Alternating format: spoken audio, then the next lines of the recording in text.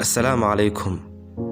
waxaynu maanta isla eegi doonaa 5 calaamadood oo caan ah oo aynan aqoon macnahooda saxda ah. Soo dhawaada daawadayaal oo kuunu macana.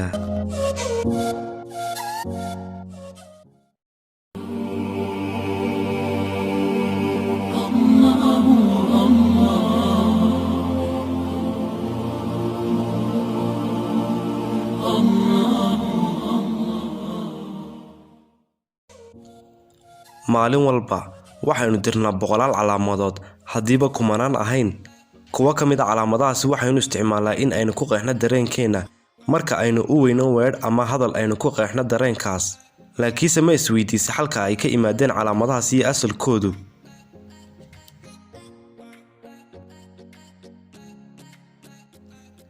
ampersand waxa uu taagan mid kamid ah xiriiriyaasha ama conjunctionska luqadaha. asal ahaanteed waa Latin oo noqonaysa eat, Englishna an, Somalina iyo nin lagu magacaabo Marcos Tullius Tero oo ahaa xogay qaranka iyo siyaasadda Roomaanka ayaa si nidaamka wax qorista wax looga bedelo waxa uu muddo 60 sano ku guda jiray in uu sameeyo nidaam qoraal oo gaagaaban akhirkiina ku guuleystay. calaamadaas uu sameeyay wax kamid ah calaamadan nidaamkiisasna waxa loo yaqaanaa Trinian Notice.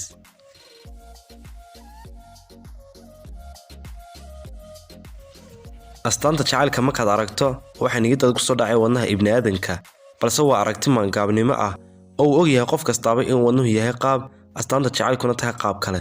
wax la sheegay aragtiyo badan oo astaanta jacaylka ka waramaya, balse laba baynu ka soo qaadanaynaa.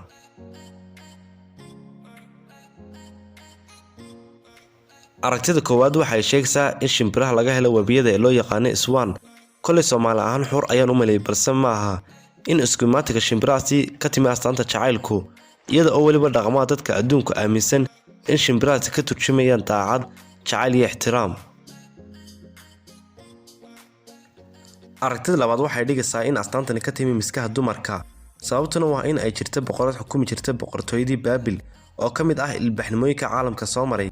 kadibna marka ay limatay boqoradaasi ay dadka xukumi jirtay isku dayeen in ay sameystaan astaan ay ku caabudaan. kadibna miskaheeda ama dabadeedii intay u sameystaan qaam sanam oo kala ah inta ay meel suran caabudaan. waxaynu wada ogsoonahay in miskaheenu u sameysay yihiin qaab la mid ah astaanta jacaylka. calaamada nabadda sidoo kale waxa loo yaqaanaa Pacific. waxa la ikhtiraacay sanadkii 1958 intii lagu guuda jiray ololihii laga soo jeeday in la isticmaalo nukleerka sida baan wax u gumaada. kadib iyadoo la isticmaalay habka calanka wax lagu hago ayaa qaab la mid ah xarafka V oo kale loo adeegsaday xarafka N oo u taagan nuclear. calanka kale ee u taagan si toos ahna loo adeegsaday xarafka D oo u taagan disarmament.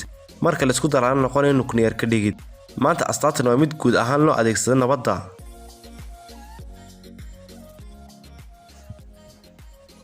1940kii injineeradu waxay isticmaali jireen waxa binary system kaasoo loo adeegsan jiray daaraadamiyaha.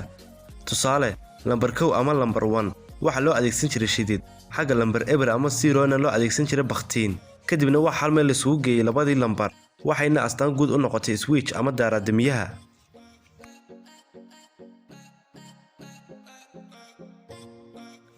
qarnigii 10aad waxa jiray boqor xukumayay Denmark oo loo jeehay Lamplaland.